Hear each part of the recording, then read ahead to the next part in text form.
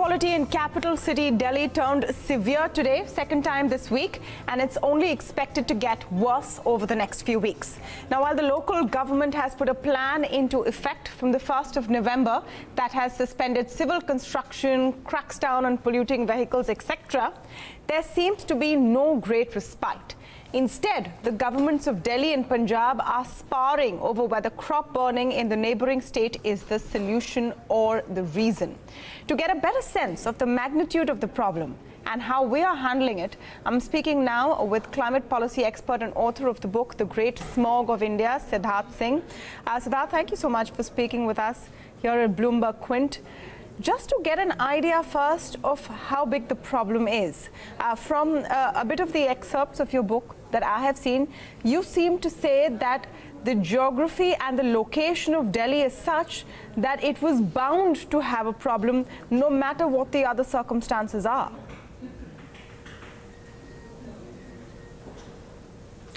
That's right, and I hate to start on a somber note. I know this is the festive season, but as a matter of fact, 1 million Indians die every year due to air pollution. In fact, more Indians die every week due to air pollution related issues than in all the India-Pakistan wars since independence. So the magnitude of the problem is immense, and it's not just a health crisis. It's also a crisis that impacts India's productivity. It's a crisis that impacts the cognitive abilities of our children. So this is something that the government should be taking seriously for a multiple set of reasons. You're absolutely right. In my book, The Great Smog of India, I refer to this geographical and meteorological problem in India, or especially for Delhi, as something called the meteorological misfortune. The reason for this is that the city of Delhi is located in the northern Gangetic Plains, which basically means that in the winter, when the wind speeds basically half or become 1/3 of what they are in the summer, coupled with the falling temperatures, leads to something called the temperature inversion, atmospheric inversion, which leads to the almost like a dust bowl being formed in this part of the country. Yeah. Therefore, regardless of what the pollutants are, they just continue to stay here. I saw that the one line which says it's almost like a bowl collecting pollutants. But the question that came to mind, Siddharth, was that if these are geographical conditions, then is there anything that can be done to be helped? And the second part of that question is, in that case, why does it feel or seem like it's become worse over the last few years? If this is how Delhi's geography is, then it should have been consistently bad all along. Clearly, there are other factors making it worse. Absolutely. There are other factors making it worse, but I'll start with the example of Los Angeles. Just like Delhi, Los Angeles is located in a region which also has the same atmospheric inversion problem. Therefore, in the 1950s, they had the photochemical smogs. And they were really, there were periods when, just like Delhi, the skies used to be completely soupy, dense, brown in color. And but over a period of a few decades, they were able to solve the problem. They were able to solve the problem because, unlike other places which deal with air pollution, places like Los Angeles and Delhi have to go, the extra mile. We have to do more than what other countries may have to do. So we have to go be it in any sector, be it agriculture, be it industry, be it transport, we have to do far more than we potentially can. This means putting money where the mouth is. This means having a more uniform approach. China has something called the blue skies policy. India has no such umbrella policy which deals with air pollution in a comprehensive manner. That is one of the key issues that is, hindering progress in India's case. The agriculture, like we in the last few years especially, we're talking a lot about the problem of agricultural fires in Punjab and Haryana. Yes. That's also partly because there's greater awareness. The fact is, air pollution has always been an issue for the past several years. It's just that most of air pollution is not visible to the naked eye. It's just that over the past few years, we have had better sensors, we have better reportage in these areas. Therefore, we are far more aware. So are you saying it's not really gotten worse? We've just become more aware? No, it has also gotten worse. It has also gotten worse, but it's not the case of where, 5 or 6 years ago we had no idea what was, it was completely okay and suddenly it's become bad now. It's always been bad. It's getting worse because we have far more cars. We have thousands of new cars, being added to the Delhi streets every week. We have, the agriculture fires itself have increased because, greater land being cultivated and so on. But now I think it's time for the government to come up with a unified policy to deal with these issues, in a very more comprehensive manner. The crop fires that are happening in Punjab and Haryana, the reason why this happens is because we have evolved something called the rice wheat cropping system, the RWCS. Basically what happens is in a period of 2 or 3 weeks, the farmers have to prepare their fields for the next round of cropping. But this rice wheat cropping system is not something that is centuries old. It's something that came about only after the Green Revolution, because we started using certain kind of seeds. We were able to irrigate the land using pumps which brought water from underneath the soil. So these are different man-made constructs that has led to this rice wheat cropping system, which in turn has led to these agricultural fires. So therefore, to deal with it, we'll again have to go the extra mile to not only give the farmers the technology that they need. There are technologies which can prevent these crop fires, but we'll also have to perhaps stress on changing the crop pattern itself. That is something that the government can do, but for that we'll need something more than just a green revolution. We may need an evergreen revolution to make it happen.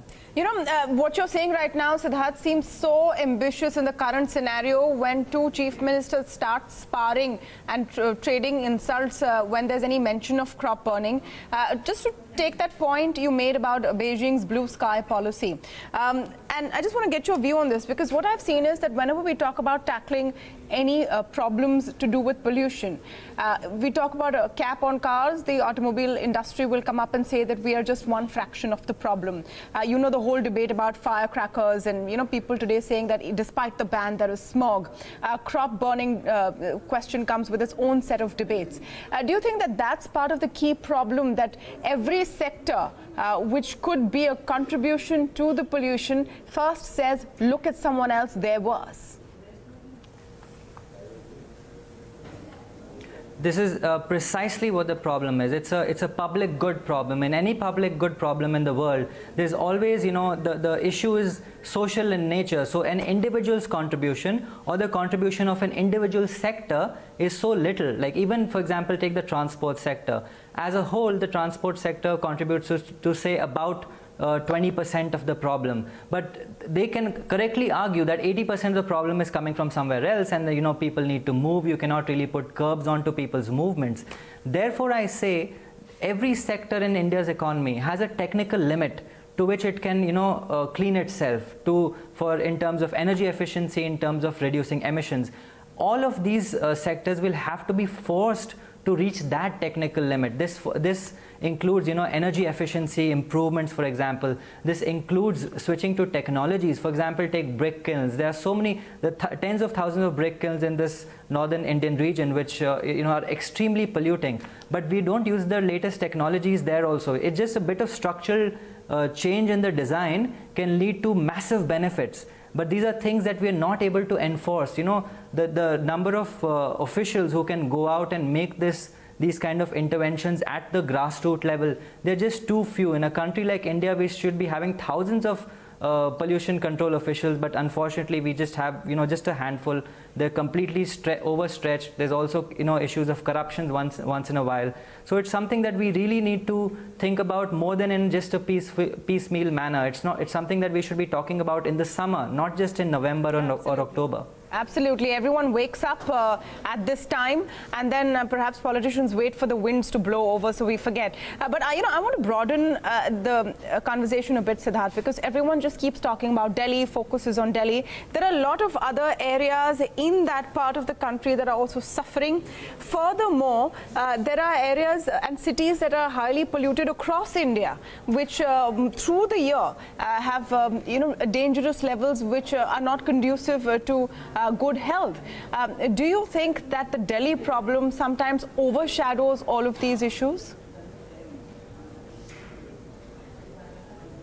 Absolutely. In fact, Delhi is kind of a sandbox. The reason why we talk about Delhi a lot, obviously, one is that it's easier for media to access it. Yeah. It's, these stories are far more, I guess, recorded by people themselves. But the issue is that, like you correctly pointed out, the problem extends to way, way beyond Delhi. In fact, 75% of the 1 million people who die in India every year die in rural India. So these are issues that are actually affecting the poorest of the poor in the most backward areas of the country. And it's something that we don't even get to. All our policy related efforts that have happened have been focused on Delhi. The switch to CNG happened in Delhi. There were cases where industries were moved out of residential areas. That also happened in Delhi. We have EPCA, we have all these different bodies. Most of them are focused on Delhi. But then here is the issue. If even with all these resources which are based in Delhi, we still haven't been able to tackle Delhi's problem. Can you imagine what it is to be in a small village without any of these institutions? How are they even going to get to this problem? It's something that India really needs to think about. Therefore, the conversation around clean air has to trickle down to every level of the administration, far beyond Delhi's reaches. We were talking about this among ourselves in the newsroom today, in fact, Siddharth, and the question was that what will it take to include clean air on a political party's manifesto? Or will we have to wait for the Supreme Court to come in with a huge list of things to do or specific guidelines? How will it go to the next push? Because we know what's going to happen. We've seen this story. Yeah. People are going to forget in a bit. In your view, what will it take to make that push? You're absolutely right, and unfortunately this is a non-scientific problem. It's a human problem, and human problems tend to be far more difficult to solve than technological problems. So I was speaking to this very senior bureaucrat in the government of India, and he said that the problem will not be solved until at least one politician loses his or her seat due to air pollution, and until that happens, change really will not happen. Oh, that's the perfect quote, actually, Siddharth, to end this interview on. You know what to do. If you're worried about how the bad air is ruining your life, make your local elected leader feel the pinch.